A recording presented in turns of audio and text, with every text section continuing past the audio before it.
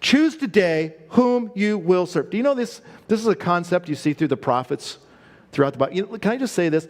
Today, America loves passive, sheepish leaders. Sheepish leaders at home, sheepish leaders in politics, sheepish leaders in the church. Just don't get too friends. Make up your mind. And you go through the Old Testament and New Testament, there's this constantly, like these prophets, these men of God, these women of God, make up your mind. One of my favorites is found in 1 Kings chapter 18. There's this prophet, his name's Elijah, and he's a great man of God, and he's living during the days of this evil king. Friends, evil leaders are not new in the world, okay? And this evil leader is trying to kill off the non-essential prophets, the prophets of the living God, and he's killing them all off. Now, he's got some good guys that are working for him, and they're actually hiding the prophets of God, but Elijah the prophet goes to him and says, because of your wickedness, God's going to judge this nation. Friends, God judges nations in the past, he's going to judge nations in the present, and he's going to judge nations in the future.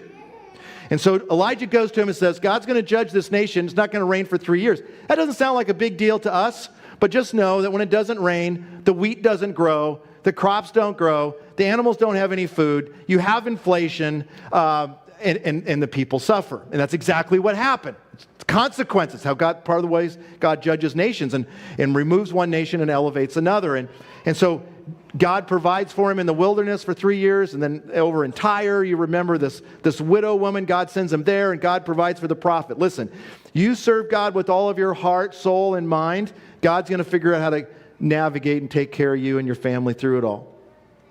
And he comes back after 3 years, and he shows up there. King Ahab sees him, and he points his finger at him and says, you troubler of Israel, you're the one that caused all these problems. Like, I didn't cause the problems. You are the ones who aren't following God. You are the ones that are worshiping the idols, not me. This is your problem.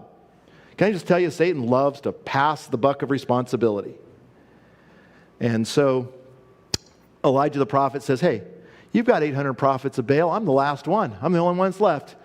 You go ahead and get your 800 guys. Let's go up on Mount Carmel. Some of you have been to Israel with me. By the way, we're going to have 2 trips, Lord willing, in the next few months, November and February next year. So, Lord willing, join us. But we'll go up on top of Mount Carmel, and it says the whole nation comes out. Why? Because of the economic distress that they're under.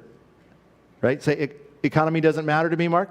You haven't read the Bible much. Anyways, economic distress, they come up. And you remember, the first thing the prophet Elijah says to the people is, you need to choose who you're going to worship. Either the God of heaven, the God who delivered us out of Egypt, either you're going to worship him or you're going to worship these idols. And you know what the next sentence is so terrifying?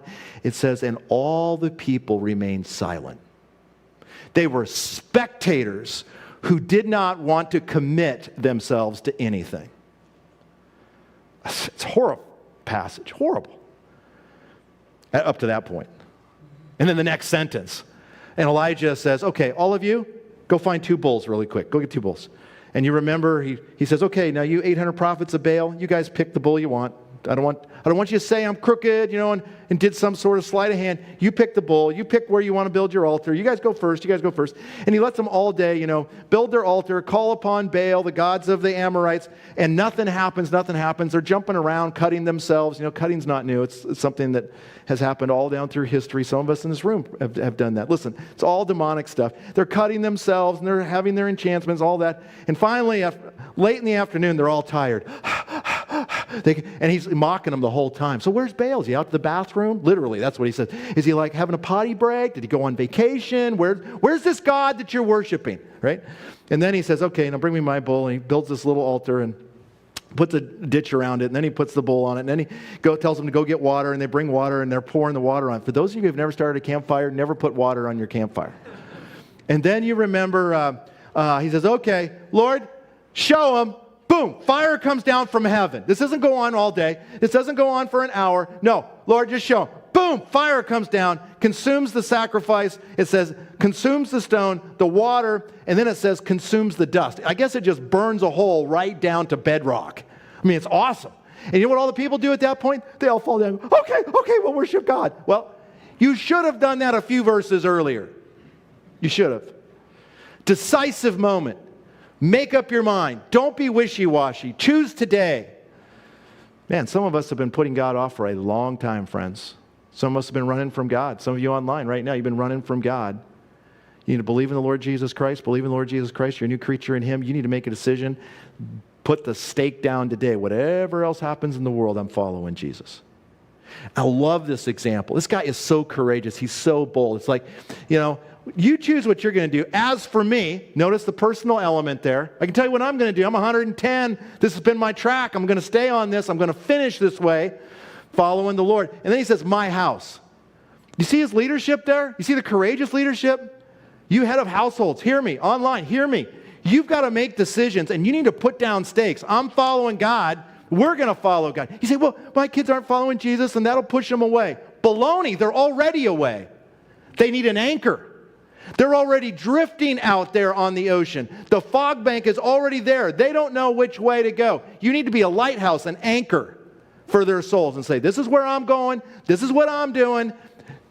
Don't do that. There's going to be a shipwreck. You're going to regret it. Don't be foolish. Don't be... You say, but Pastor Mark, that'll push them away. Friends, they're already away. Be the anchor. You say, well, that's too hard. You need more courage. You need more courage to be strong in the Lord and believe that God can use you as an anchor instead of a floppy fish. Have you guys ever tried to catch a fish and it's, you pull the fish in the boat and you're like, he's flipping and flopping and always How many of you ever dropped a fish in a boat? You're all Minnesotans. All of us have had that happen, right? Okay, there you go. All right. So don't be wishy-washy. Don't be a slimy fish.